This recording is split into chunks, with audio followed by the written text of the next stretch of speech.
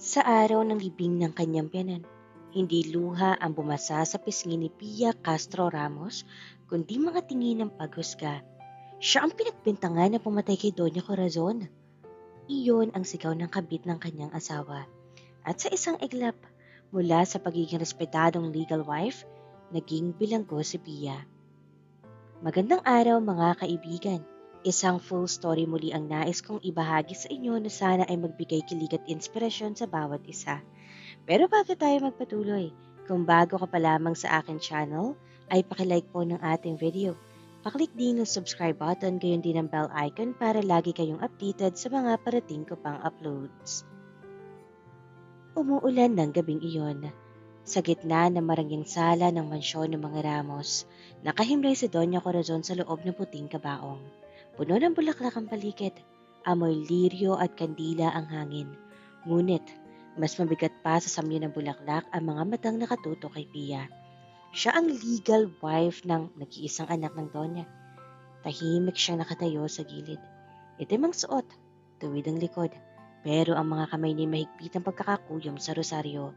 Hindi perpekto ang relasyon nila ng biyanan niya. Madalas siyang maliitin ito.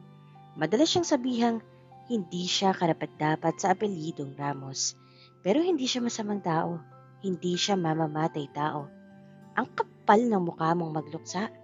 Napatigil ang mga bulungan na marinig ang matinis na boses na iyon. Lumingon sa Pia. Naroon si Irish Alcantara. Nakaputi ng kasuotan.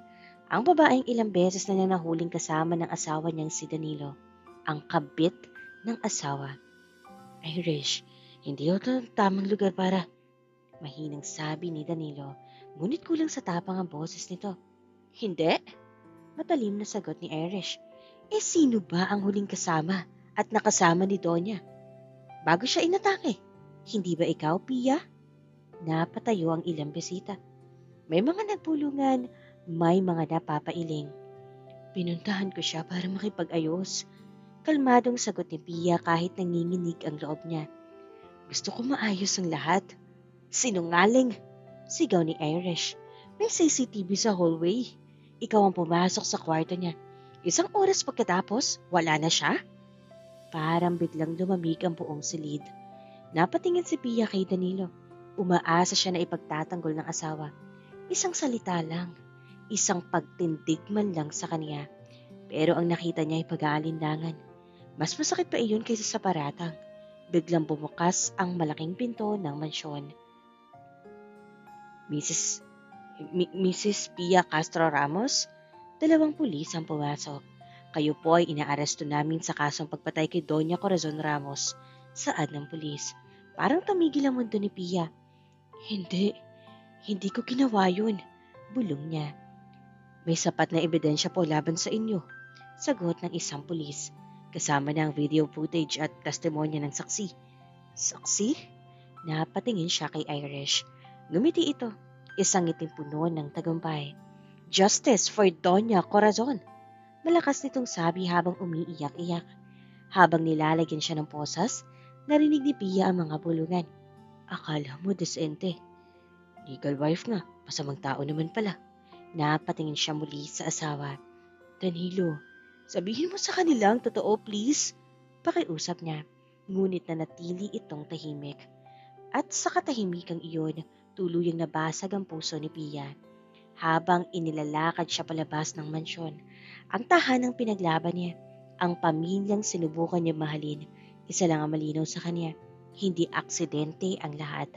May nagplano at ang taong iyon ay handang sirain ang pangalan niya para makuha ang gusto nito. Sumilip siya sa gilid ng sasakyan bago isara ang pinto. Nakatayo si Irish sa balkonahe. Nakatingin sa kanya habang nakangiti. Ngunit sa likod ng sakit at kahihiyan, may isang bagay na biglang kumislap sa isip ni Pia. Isang alaala, isang lihim, isang alas na hindi pa niya inilalabas. At nang magsara ang pinto ng mobile, ay napapikit siya. Kung gusto ng mundo ng laban, handa siyang lumaban. Pero sa tamang oras at sa tamang panahon, hindi kailanman naisip ni Pia na darating ang araw na ang mararangyang chandelier na mansyon ay mapapalitan ng kumukurap na ilaw sa kisame ng isang selda. Mainit, mabaho, masikip. Ang tunog ng bakal na rehas na nagsara sa likod niya ay tila martilyong bumagsak sa puso niya.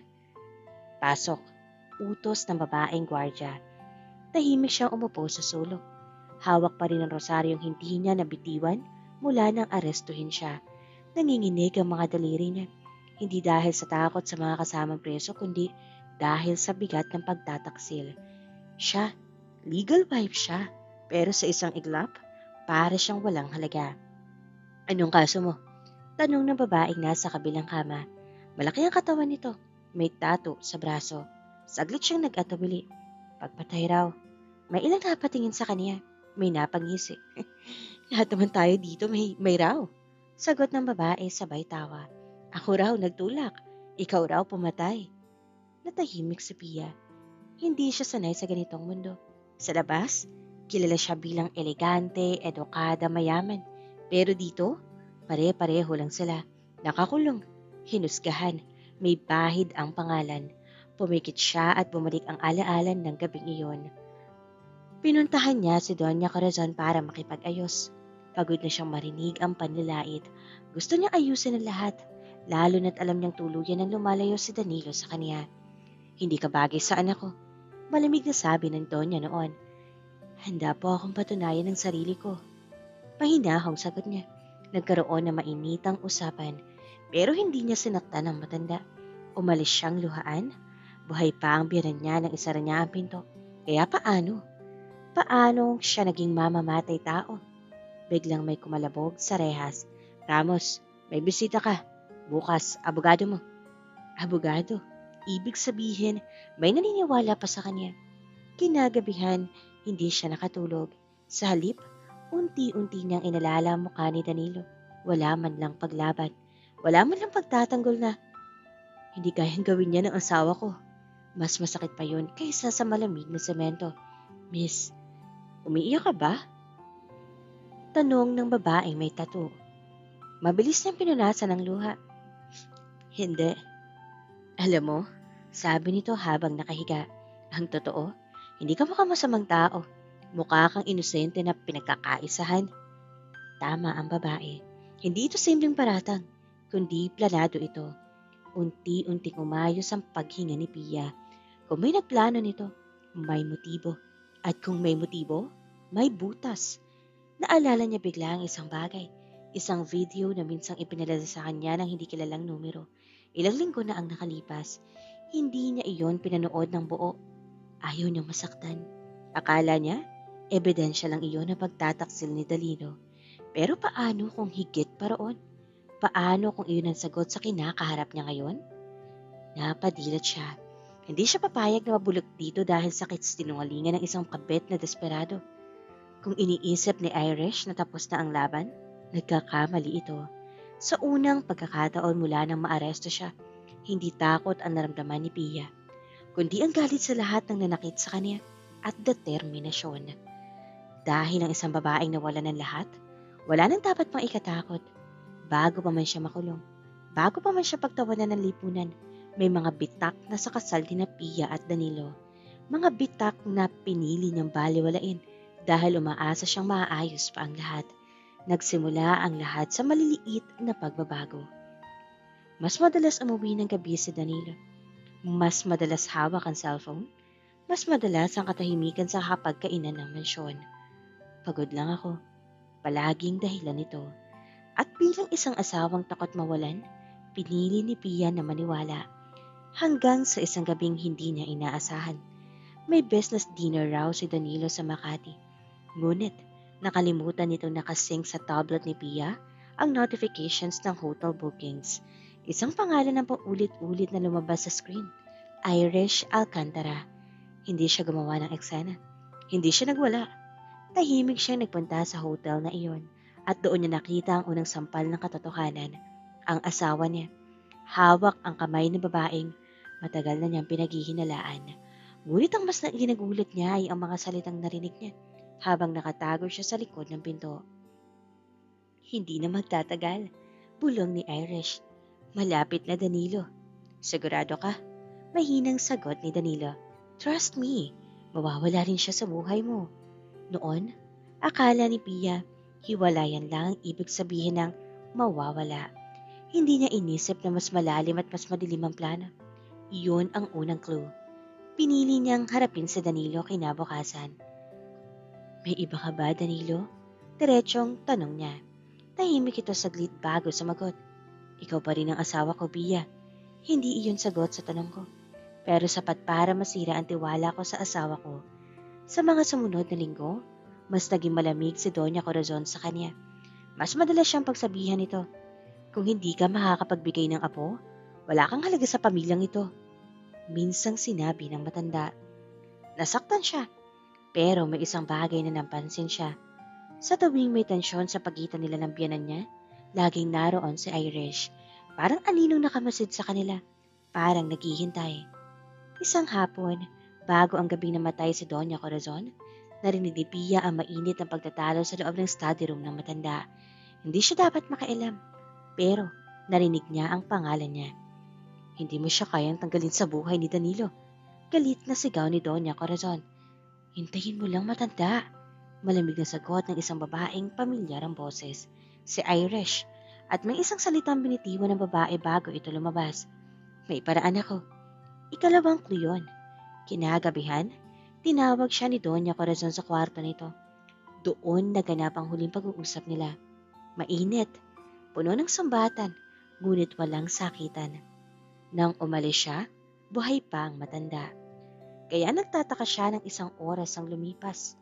Patay na ito. At siya ang itinuro. Ngayon, sa loob ng malamig na selda, isa-isang bumabalik ang mga eksenang iyon sa isip ni Pia. Hindi ito simpleng selos. Hindi ito simpleng panluloko. May mas malaking plano. At habang pinagdudugtong-dugtong niya ang mga piraso, mas lalo niyang nararamdaman. May isang tao pang mas malalim ang pagkakasangkot kaysa sa inaakala niya. At ang pinakamasakit na posibilidad, baka hindi lang si Irish siya may gustong mawala siya. Umaga sa loob ng kulungan. Maingay ang pagbukas ng mga rehas, ang kalansing ng mga plato, at ang halo-halong boses ng mga babaeng may kanya-kanyang kwento ng pagkakasala, totoo man o hindi. Ngunit si Pia, tahimik lang. Sa unang pagkakataon mula nang maaresto siya, hindi na luha ang nangingibabaw sa kanya kundi pag-iisip. Parang may puzzle sa harap niya at unti-unti na niyang nakikita ang hugis ng kabuuan nito. Ramos, bisita mo, sigaw ng gwardiya. Napahinto siya. Pagdating sa visiting area, bumungad sa kanya ang lalaking nakabarong at may seryosong muka, si Attorney Liam Torres. Tahimik ngunit matalim ang mga mata. Hindi siya mukhang taong madaling malinlang. Mrs. Ramos, may hinahong bati nito habang umuupo sa tapat niya. Nabasa ko ang kaso ninyo. May nag-blackmail. Napakurap si Pia. Blackmail? Hindi sapat ang CCTV footage.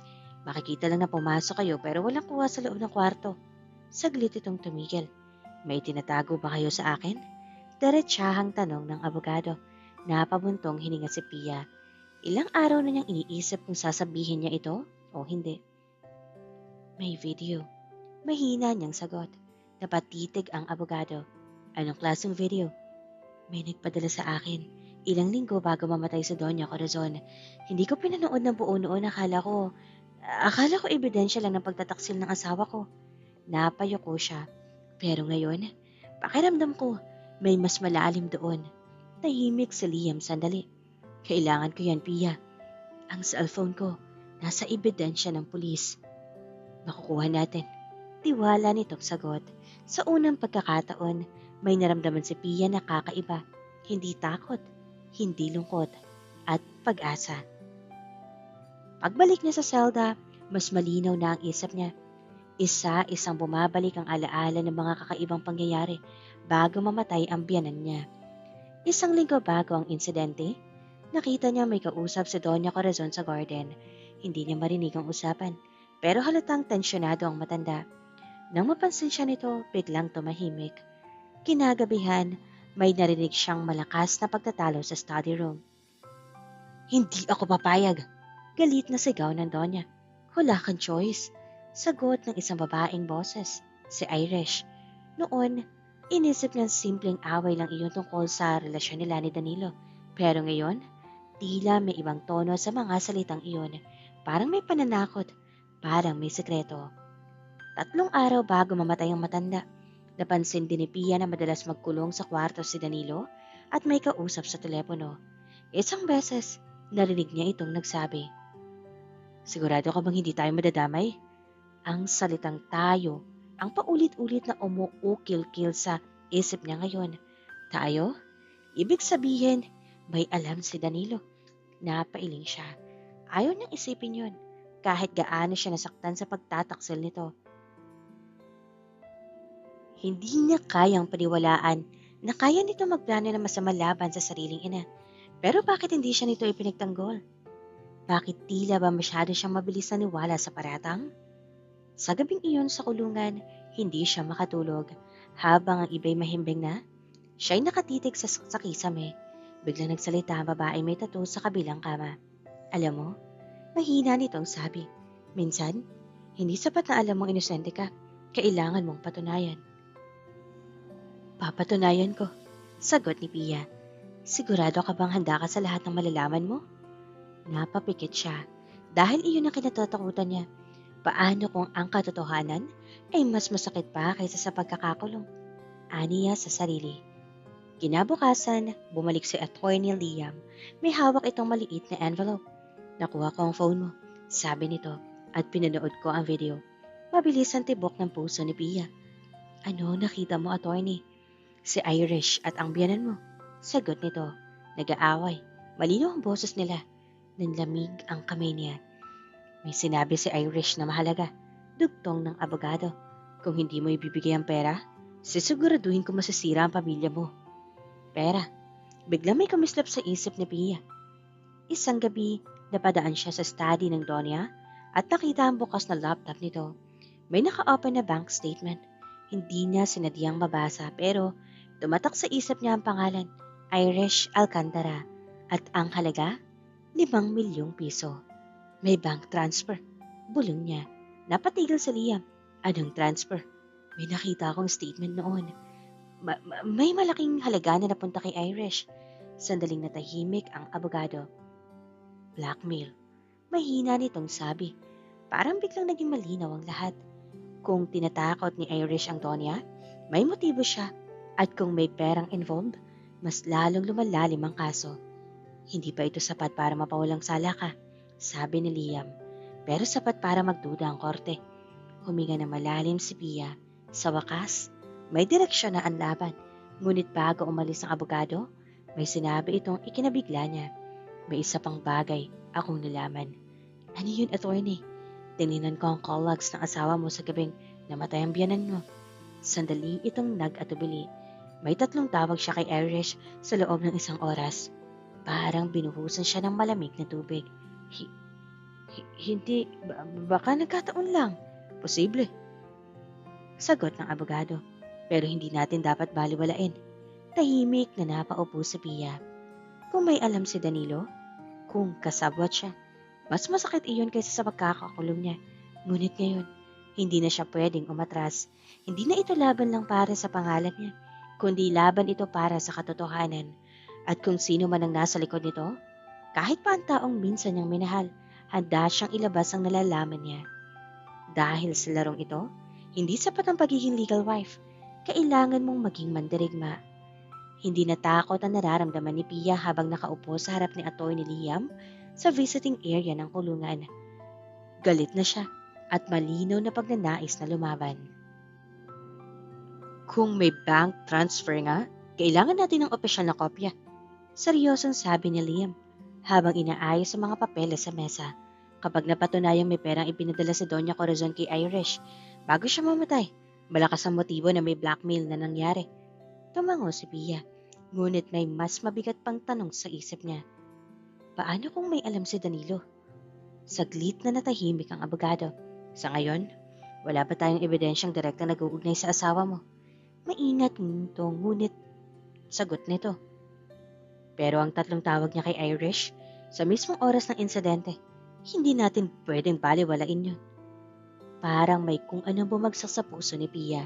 Ayaw niyang paniwalaan, pero kailangan niya maging handa. May isa pa, sabi niya bigla. Sa video, may narinig ba kayong ibang tunog? Parang may nahulog? Parang may ibang tao sa loob? Tinitigan siya ni Liam. May malakas na kalabog at may isang aninong dumaan sa gilid ng frame bago natapos ang recording. Nanlamig ang kanyang mga palad. Anino? Oo, hindi malinaw kung sino, pero hindi lang silang dalawa ang nasa bahay ng oras na iyon. Biglang nagbalik muli sa isip niya ang eksena sa mansyon. Ang tahimik na hallway, ang bahagyang bukas na pinto ng study room, at ang pakiramdam na may nakamasid sa kaniya habang naglalakad siya palayo sa kwarto ng Donya. Hindi niya iyon pinansin noon. Ngayon, malinaw na isa yun sa clue. Kung hindi ako ang huling taong nasa loob ng kwarto, pulong niya. May isa pang maaaring pumasok matapos kang umalis, dugtong ng abogado. At kung ganoon, planado talaga ang lahat. Kinagabihan, habang nakahiga si Pia sa manipis na banig sa selda, paulit-ulit niyang iniisip ang bawat detalye ng gabing iyon. Umalis siya sa kwarto ng biyanan niya nang buhay pa ito. Sigurado siya roon. Galit ang matanda pero malakas pa ang boses nito. Paglabas niya, nasalubong niya si Danilo sa may hagdanan. Okay na ba kayo ni Mama? Tanong nito. Hindi. Maikli niyang sagot. Ngunit may napansin siya ngayon sa alaala niya. May hawak na cellphone si Danilo at tila ba kakabaka lang nito mula sa cellphone. Kanino? Biglang bumalik ang sinabi ni Liam tungkol sa call logs. 3 tawag kay Irish. Sa loob ng isang oras, parang may kung anong bumubuo sa isip niya. Paano kung hindi lang si Irish ang may plano? Paano kung ginamit siya bilang scapegoat? Ramos, pulong ng babaeng may tattoo sa kabilang kama. Mukhang may naisip ka. May nag-set up sa akin. Mahina niyang sagot. Then, set them up back. Sagot ng babae sabay ngisi. Napangiti si Pia sa unang pagkakataon mula nang makulong siya. Dahil tama ito, hindi siya pwedeng matatiling biktima. Kinabukasan, bumalik si Liam dala ang mas malaking balita. Nakuha ko ng official bank records. Sabi nito, humigpit ang kapit ni Pia sa mesa. At 3 araw bago mamatay si Doña Corazon, may 5 milyong piso na na-transfer sa account ni Irish. Tumigil ito sandali at may isang co-authorized signatory sa approval. Parang tumigil ang mundo niya. Sino? Tumingin diretso sa kaniyang abogado. Si Danilo Ramos. Parang binasag ang huling piraso ng puso niya. Hindi na ito simpleng kabit laban sa legal wife. May mas malalim na pagtataksil. At kung totoo ang hinala niya, hindi lang pangalan niya ang gustong wasakin ng mga ito, kundi ang buong buhay niya. Ngunit sa pagkakataong ito, hindi na siya iiyak dahil hawak na niya ang alas at malapit na niyang ilapag iyon sa mesa. Sisiguraduhin ko na mananagot ang totoong salarin. Seryoso na sa adipiya sa sarili. Punong-puno ang courtroom. Mga reporters sa gilid, mga matang uhaw sa eskandalo, mga bulungan na parang alon-nahad na lumamon sa kahit sinong mahina.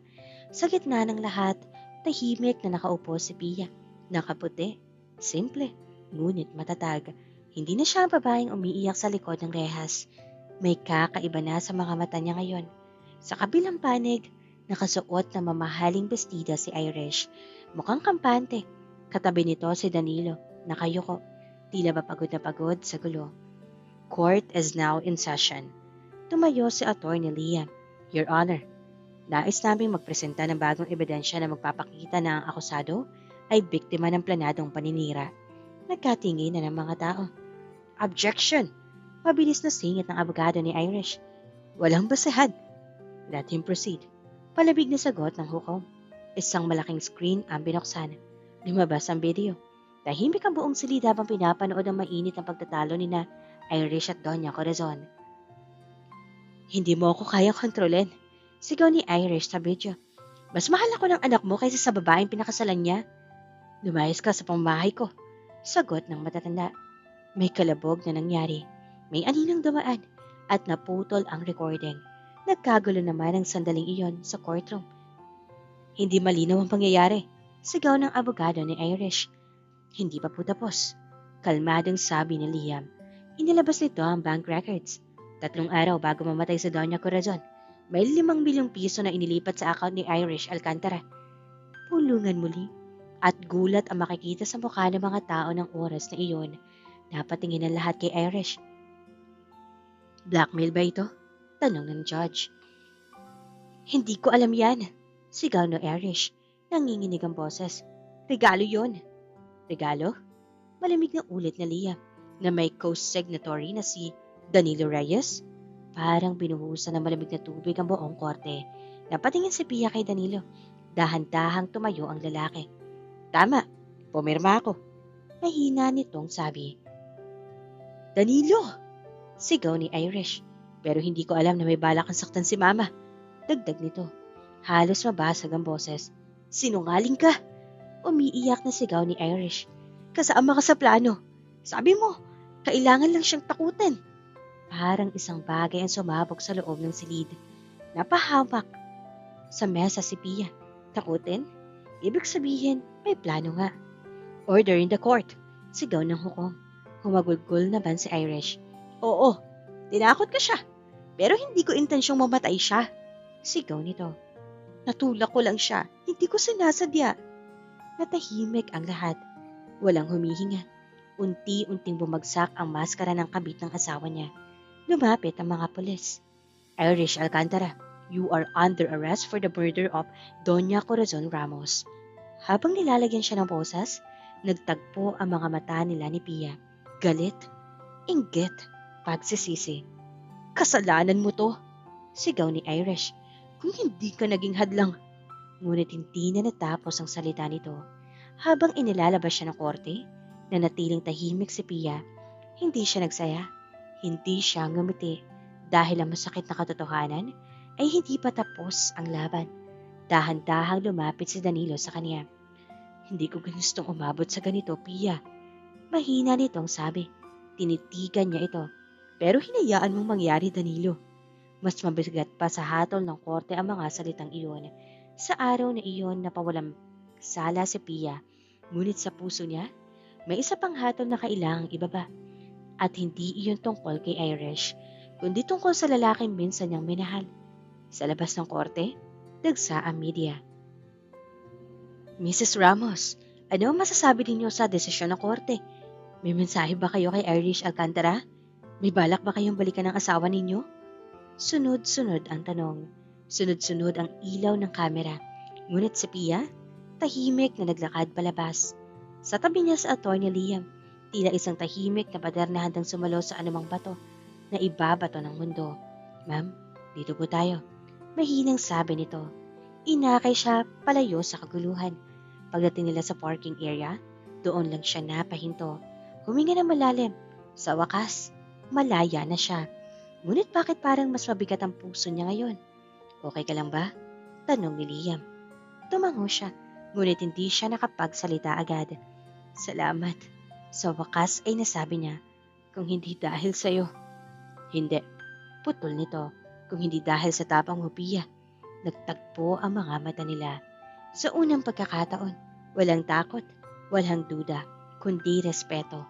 Ngunit naputol ang sandaling iyon na may tumawag sa likuran nila. Pia, boses iyon ni Danilo. Dahan-dahan siyang lumingon. Mukhang pagod ang lalaki. Gusot ang buhok. Namumugto ang mga mata.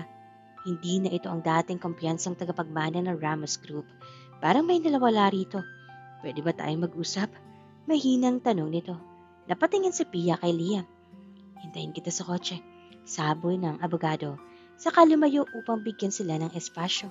Naiwan silang mag-asawa. Tahimik sila pero parang ang daming gustong sabihin pero walang gustong maunang magsalita. Hindi ko ginustong makulong ka, Pia. Unang sambit ni Danilo. Akala ko, kontrolado ni Irish ang sitwasyon. Akala ko, pananakot lang.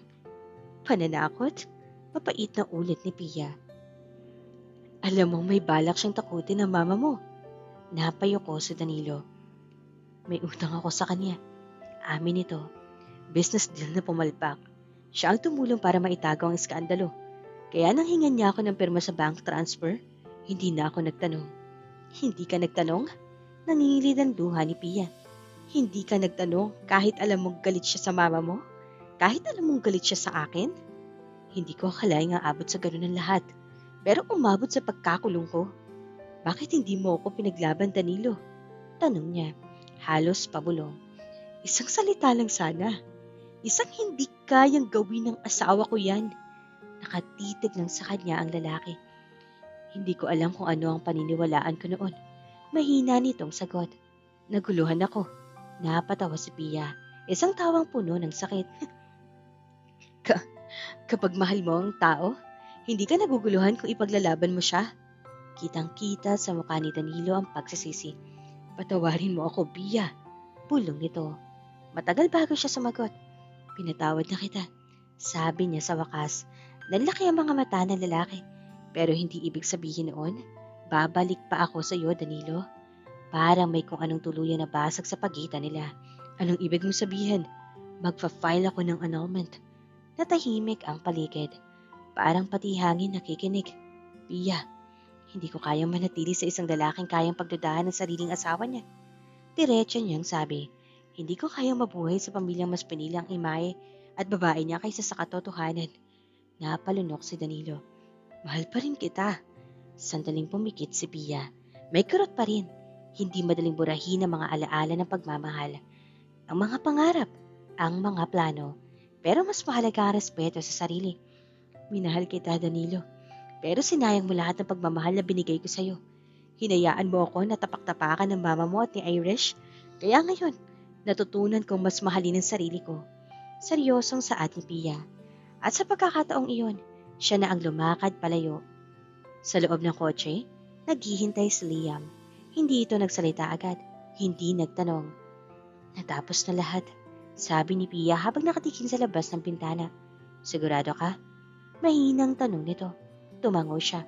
Oo, kasi kung hindi ko tatapusin, ako na naman ang masasaktan. Saglit na katahimikan. Pagkatapos, marahan niyang naramdaman ang kamay ni Liam sa tabi niya. Nandoon bilang suporta.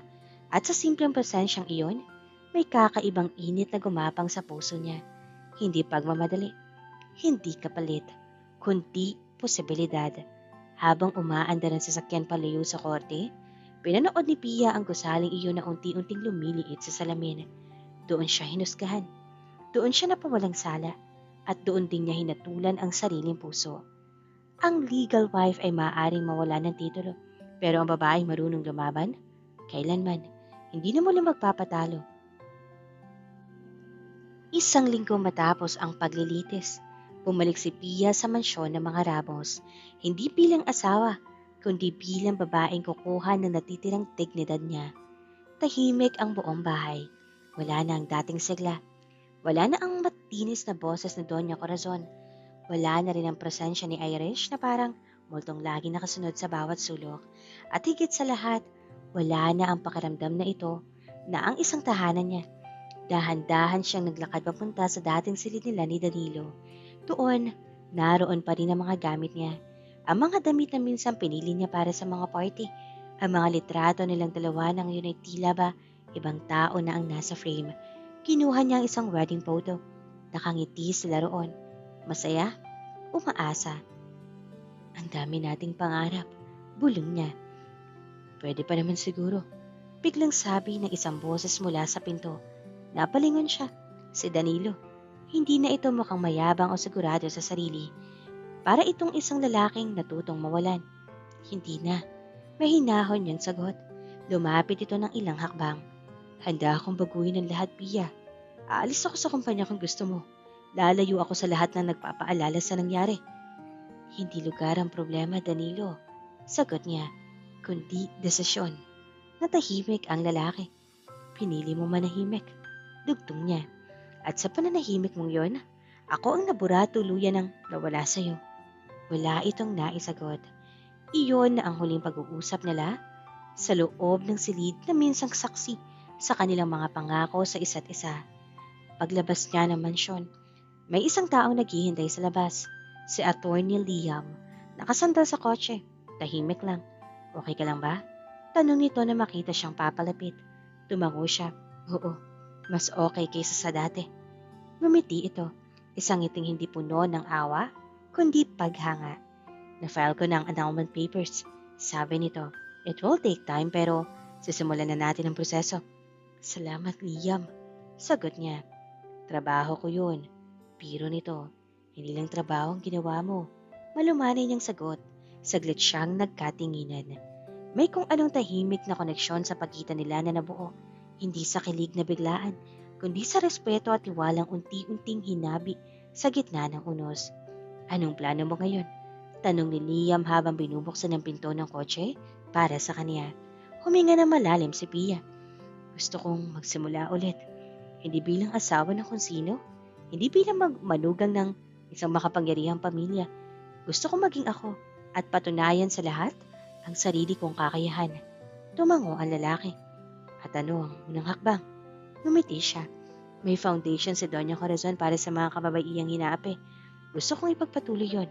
Nagulat naman si Liam. Matapos ang lahat ng ginawa niya sa'yo?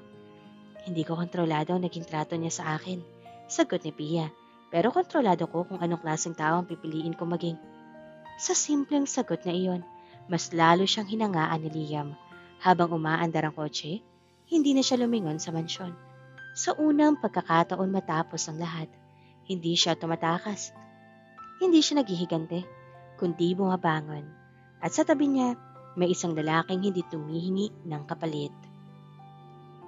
Handang maglakad kasama niya pero sa ngayon, mas gusto niyang mahalin muna ang sarili niya. Makapalang ulap sa Kalakhang, Maynila. At tila ba ang bawat patak ng ulan ay sumasagisag sa lungkot at pagkabigo na dala ni Pia. Ngunit sa kabila ng dilim, may kakaibang liwanag sa puso niya. Isang pag-asa na sa wakas ay makakabalik siya sa tamang landas. Hindi bilang asawa ni Danilo, kundi bilang isang babae na handang ipaglaban ang sarili at ang dignidad niya. Pagdating niya sa kanyang maliit na kondo sa Ortigas, binuksan niya ang bintana at hinayaan ang malamig na hangin na dumampi sa mukha niya. Para bang bawat hinga ay unti-unting humuhugot sa kanya ng bigat na matagal. Nang ipinasan, pinikit niya ang mga mata at muli niyang inalala ang lahat.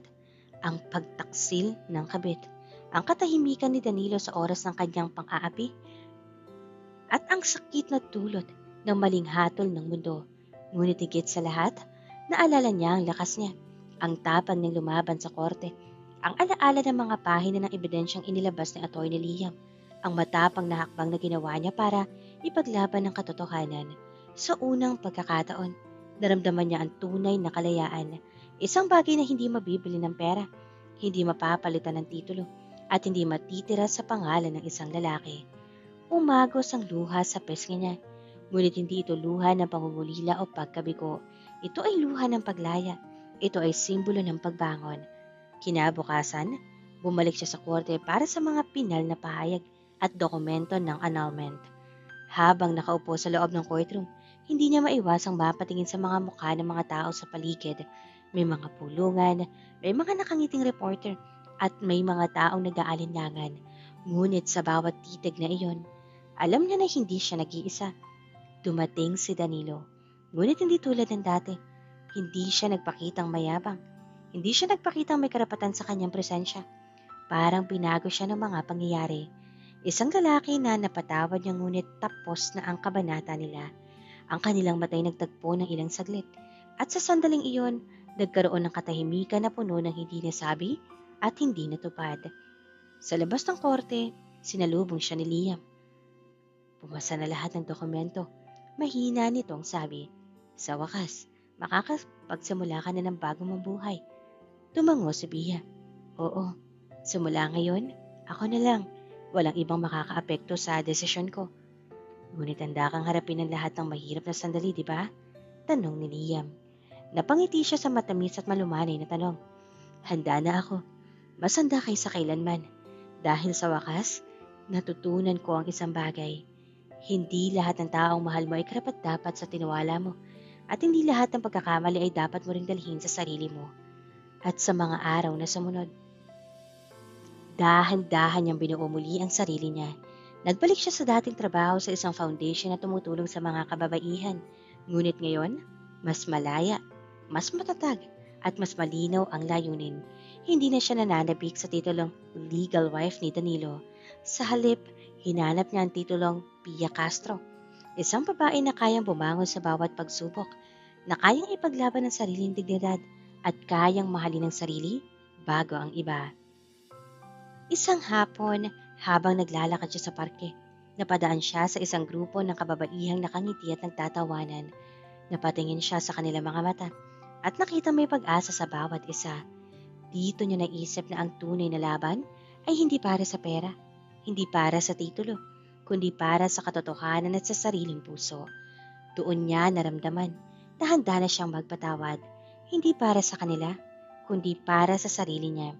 Patawarin ang kabit, patawarin ang asawa, at higit sa lahat, patawarin ang mundong tila hindi patas.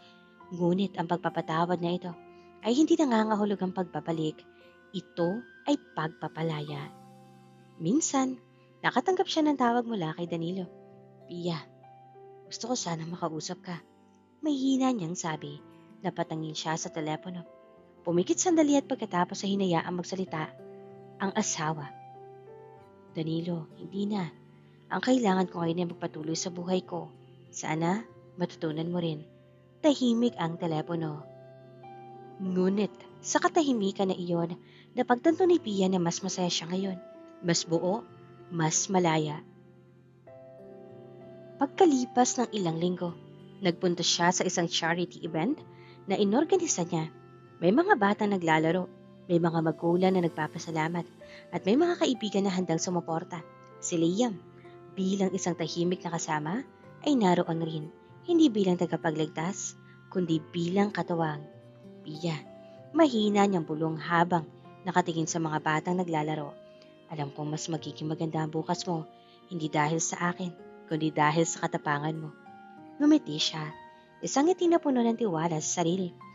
Oo, at dahil ngayon, alam kong kahit anong unos ang dumating, kaya kong harapin. Kasi sa wakas, natutunan kong ako ang aking alas. At sa bawat tawa ng mga kabataang iyon, sa bawat ngiti ng mga kababaihang kanyang natulungan, ramdam niya ang bagong simula. Isang buhay na hindi na nakatali sa nakaraan. Isang buhay na puno ng pag-asa at lakas. At higit sa lahat, isang buhay na siya na ang may hawak ng sariling kapalaran. 5 buwan nang lumipas mula na magwakas ang kaso. 5 buwan na tahimik na pagbabago. 5 buwan ng paghilom ng sugat. At 5 buwan ng paglalakad ni Pia sa sariling landas. Isang landas na hindi na nakatali sa nakaraan, sa kaguluhan o sa mga maling tiwala. Ngunit kahit gaano kalayo sa dati niyang buhay, may isang bagay na hindi niya inaasahang babalik sa kanyang puso. Ang pag-usbong ng isang kakaibang damdamin. Isang damdamin na hindi nagmula sa nakaraan, kundi sa bagong pagkakataon na ipinakita sa kanya ng mundo at ang taong tahimik ngunit matagal nang nasa tabi niya. Si Attorney Liam Torres. Hindi niya ito nakita bilang abogado lamang. Hindi rin bilang kaibigan na tahimik na nagbigay suporta. Ngayon, sa kanyang puso, unti-unti siya nakakita ng isang lalaking handang makinig, handang sumuporta, at higit sa lahat, handang magmamahal sa kanya nang walang hinihinging kapalit. Isang hapon, sa rooftop ng kanilang charity center, nakatayo si Pia. Nakatingin sa paglubog ng araw. Ang mga bata ay naglalaro sa paligid. Ang mga volunteers ay abala sa paghahanda ng mga kagamitan. At si Liam ay tahimik na nakaupo sa gilid, nagmamasid sa kanya. Lumapit siya ng dahan-dahan, hindi nakatingin sa kanya agad. Liam, gusto kong magpasalamat. Mahina niyang sabi. Napalingon siya. Pia, hindi mo kailangan pasalamatan ako. Nandito lang ako.